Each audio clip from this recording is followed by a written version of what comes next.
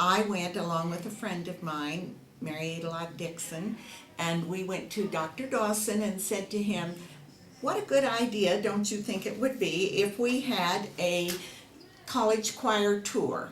And we could go around and sing in schools and churches and different places, and wouldn't that be good for publicity? And he evidently agreed, because by spring they had arranged a tour, and the first tour went through Kansas, as far as Kansas City, Kansas. We went down to Topeka, we went to Wichita, we went to Oklahoma, Tulsa, and various little towns in between. When we got to Tulsa, there were about 40 or 50 girls on this tour with our chaperones. We stayed in private homes, and in Tulsa, we sang in a church, and Oklahoma was a dry state then. So afterwards, we somehow connected with a group of college men. I don't know for sure how it happened, and we just got in the car and went with them, and they said, well, we'll show you around Tulsa. Oh, fine, that sounds like a great idea. And there were a couple of cars, and we were just jam-packed into them, and they took us out of town to a speakeasy. Well, that was really an experience. It was like Hernando's Hideaway. They knocked on the door, and the little slot pulled open, and they gave their names, and they let us in, and there we were in this kind of dive looking place, and they poured drinks for us, whatever we wanted. Well, on the floor there were some slats with open spaces, and they said, now if there should happen to be a raid, you pour your drink down between the cracks in the floor, and there are Coke bottles on the tables, and you fill it with Coke real quick so that nobody will know we were in here drinking. But nothing happened that night. We just had our drinks with the boys, and they eventually got us back to where we were staying, and we went on with our tour. But it was really interesting because the choir tour became a tradition then. I don't know how many years it was, but we were in on the beginning of it, and we just thought it was so much fun. And the speakeasy was something we had never done before, and I haven't done since. So that was my story. Hi, my name is Lisa Schmidt. I was a student at Colorado Women's College from 1975 through 1979. The Christmas of 1976, we heard that through the Denver Post and other news agencies that the college had closed. I was obviously very distraught, and it closed because of financial difficulties. We were planning on going back, collecting all of our items, and then going home or to some other school at that time. When we got back, we found at a meeting that a woman from Texas, I think her name was Mary Crowley, had donated, I want to say $100,000. I may be wrong on the amount, but she donated quite a bit of money in order to keep the school open because she believed in women's education. It was a very surprising and uplifting, one of those things that gives you goosebumps type meeting in the auditorium. The students rallied as well, trying to figure out other ways to bring money into the school. However, I do believe that my class, the class of 1979, was the last class to have it was either us or the class of 1980, to have the diploma that read Colorado Women's College only, not as a part of DU. This was before the days of, at least on campus, before the days of cable TV, before the days of VCRs, etc. So every night when the news would come on, we'd have somebody trying to watch Channel 4 in one room and Channel 7 and Channel 9, or we'd be switching the TV back and forth to try to get the news stories about the school.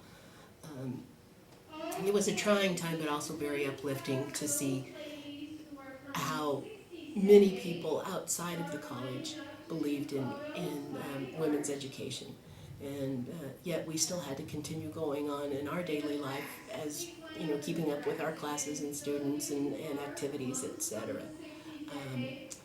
the whole event was one of those that, looking back, it was kind of like, yeah, we made it through no problem, but during that time it was seemingly the most devastating thing that happened. And there were posters. One of the posters I remembered was over 80 years and on top and not about to roll over, which for a short period of time at least we didn't roll over and play dead. But my sister also was an alum of Colorado Women's College. She was there a few years before me.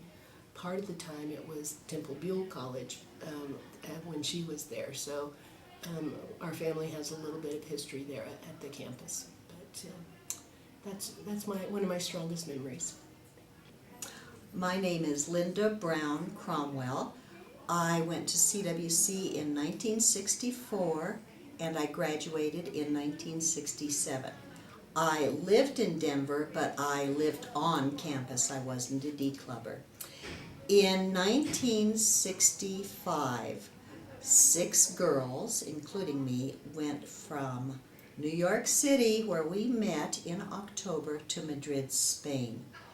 And our professor, Dr. Gasser, came to New York to see us off. And we were, I believe we were the first Madrid group, and there were 6 of us. And we were Donna Twitchell. Donna had come from Grand Junction, Colorado. Linda Cowles from Montana. Diane Comstock, she was a girl from New York. Polly Kopang, she was from Montana. And Kathy Barnum from Ohio. When we got to Madrid, we were put into separate homes, and we lived with families for a year. And the 6 of us would get together every day in a classroom at the Foreign Study Institute of Madrid. So it would be 6 girls with a professor. And then the next professor would come in, and then the next. We had 4 professors of our own: art, history, Spanish, and music. And when we would travel in 3 cars with professors. It was the most wonderful experience well, we say now it was life-changing. Mm-hmm. And we lived in Madrid from October to May with families.